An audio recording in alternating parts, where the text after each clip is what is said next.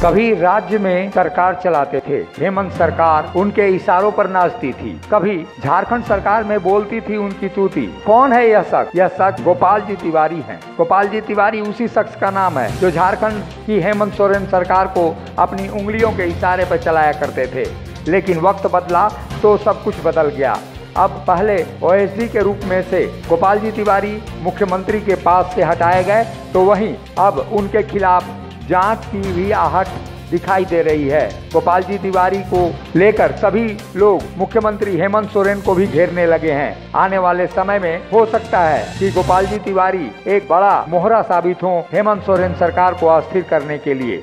सूत्रों के हवाले से यह खबर है कि गोपाल जी तिवारी ने हजारों करोड़ की संपत्ति एक अधिकारी के तौर पर अर्जित की है। ऐसा आरोप झारखंड में कई लोग लगाते हैं।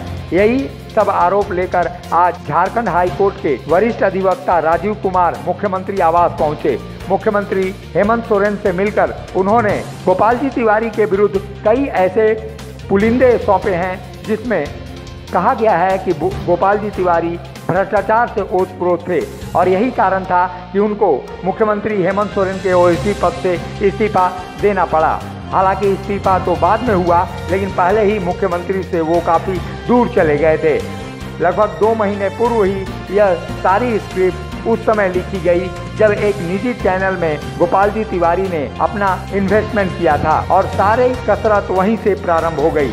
अधिवक्ता राजीव कुमार यह आरोप लगाते हैं कि विदेश यात्रा पर जाने के बाद विधानसभा कमेटी की रिपोर्ट में इन पर कार्रवाई करने का निर्देश हुआ, लेकिन कुछ भी उभर कर सामने नहीं आया। राजधानी रांची के मोरहाबादी स्थित आशा श्री गार्डन के पास जमीन खरीदने के मामले में भी गोपाल जी तिवारी पर आरोप लग चुके हैं। हेमंत सोरेन सरकार से किस तरह की नजदीकियां पिछले 5 सालों में गोपाल जी तिवारी ने बनाई, वो किसी से छुपी हुई नहीं है। लेकिन अब नज़दीकियां इतनी दूरियां में बदल गई हैं कि गोपाल जी तिवारी को तो सन्टिंग किया गया ही, उनको मुख्यमंत्री हेमंत सोरेन के पास से भी रुखसत होना पड़ा।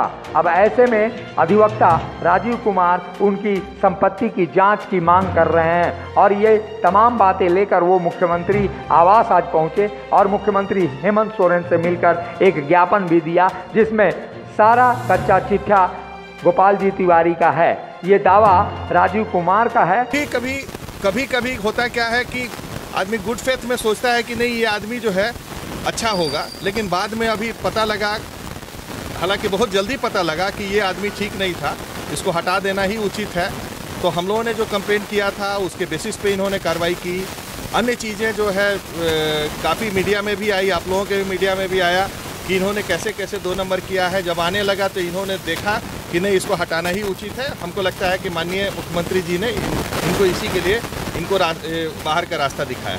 अब देखना है इस दावे में कितनी सच्चाई है और क्या मुख्यमंत्री हेमंत सोरेन गोपाल जी तिवारी के खिलाफ कार्रवाई करने और जांच के बिठाने की हिम्मत जुटा सकते हैं, या गोपाल जी तिवारी कई ऐसे राज जानते हैं जो हेमंत सोरेन सरकार को भारी आने वाले दिनों में भारी पड़ सकता है। अब देखना होगा कि गोपाल जी तिवारी को लेकर हेमंत सोरेन खुद कितने तत्पर हैं और उनको लेकर जांच की कार्रवाई होती है या नहीं, या केवल लीपापोती होती है, या जांच के नाम पर केवल दिखावा होता है।